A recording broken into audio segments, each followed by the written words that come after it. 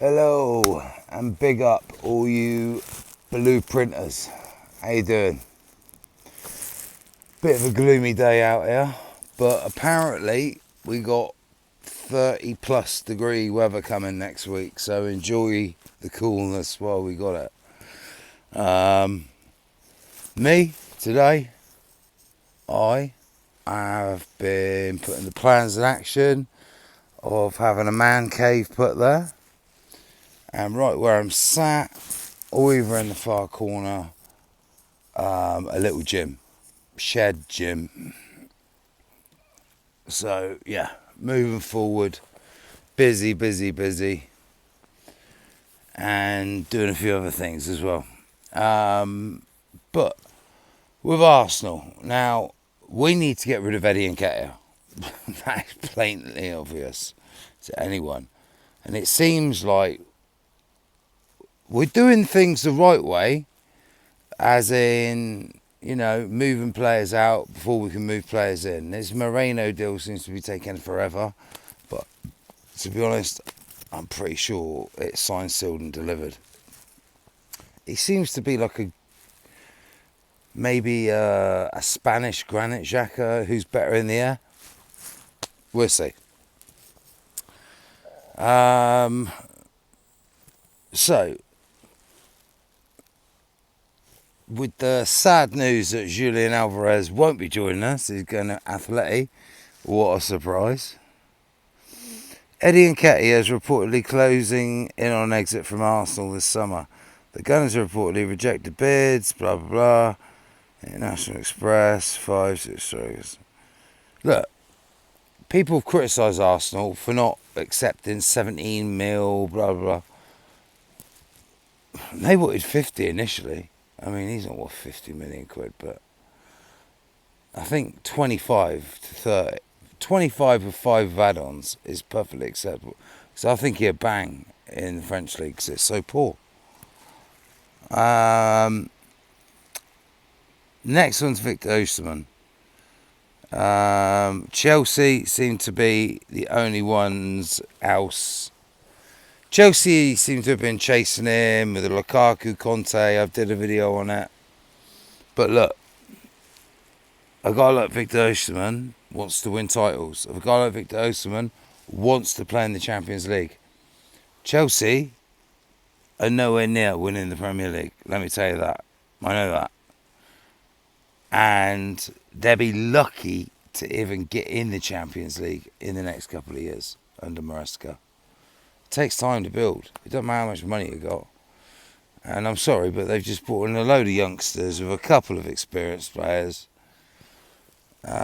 He's got a hell of a job on his hands as Enzo Maresca. But with Cole Palmer in your team, who knows? But who should Arsenal go for? A lot of talk about Victor Gyökeres. Now, I think it's two options for Arsenal, really. It's either go for Gyökeres, 80 million buyout clause, that ain't happening. It's going to be about 60 million, maybe with 5 million add-ons, if it was to go through. Or you just slap down a Declan Rice and go and get Victor Osimhen. The geezer's a proven goal scorer. Have you seen that guy leap?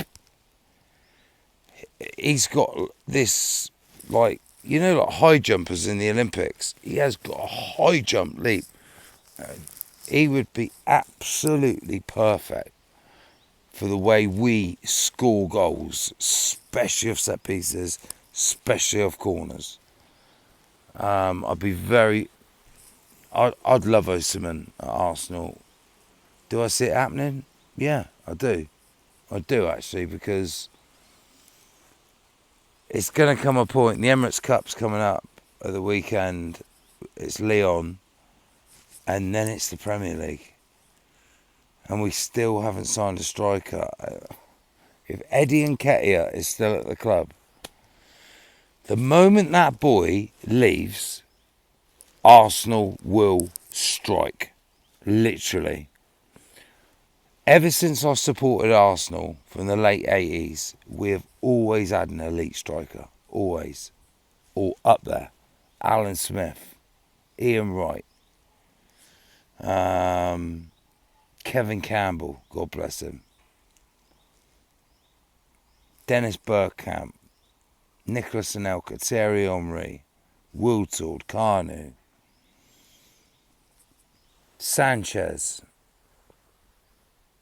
Van Persie. We've always, Aubameyang even, we've always had brilliant forwards.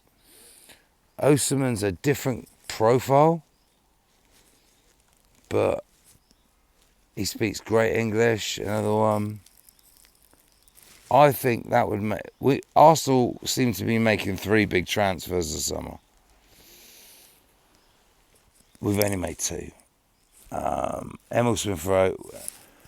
I do believe if we could get Reece Nelson gone, I think Pedro Neto would be the next one in.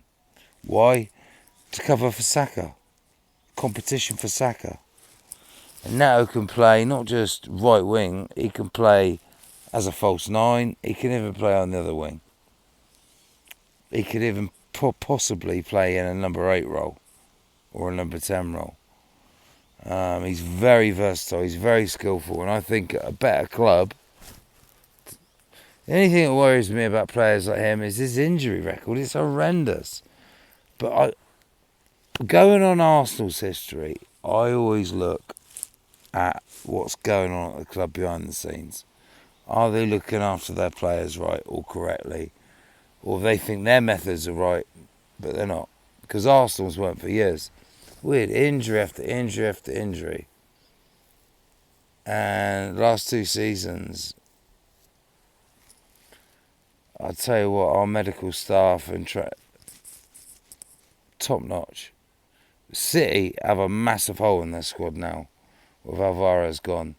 Time for players like Oscar Bob to step up. All sorts. Who knows? But I'd say if they don't replace Alvarez, I think they could just do it with Haaland. What if he gets injured? There's a lot of ifs and buts at the moment because the transfer window doesn't enter the end of August. Arsenal could go for Isak as well. It's a possibility. If you're going to stick 100 M's down for Osimhen, you got to stick 100 M's down for Isak as well. I honestly think Alexander Isak would really tell Newcastle, look, I want to leave. Let me go, please.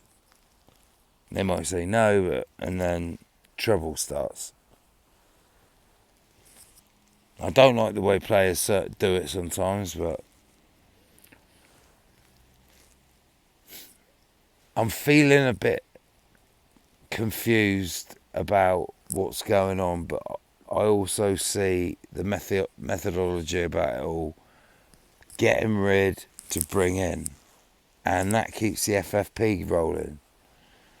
You know, with the Premier League coming down on clubs so hard, you have to keep your books pristine. So, who next in for Arsenal? I ain't got a clue. I do know we will sign a striker. We are going to sign someone. I've just got a feeling it's probably going to be Eucharist, the Swedish guy. But I could be wrong. It could be Osimhen. I already know. From what I've read, Osimhen does not want to join Chelsea. I think he wants to be at a club who's in a better position to challenge. He doesn't want to be in a project that might not succeed. Where Arsenal's project is that close from lifting pretty much the biggest honour in English football. And you need a slice of luck in the Champions League, but you just never know. Strength in depth is what wins you titles. World-class players, a world-class spine. Arsenal have that, but they have one player missing. Jesus, yeah, okay. Havertz, yes, okay. But they're not killers.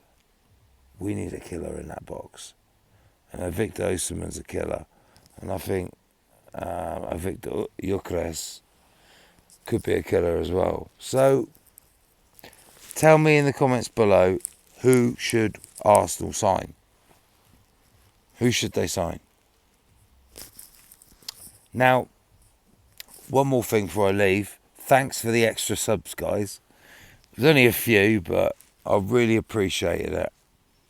So, if you don't want to like the video, give it a subscribe at least, because there's plenty more content.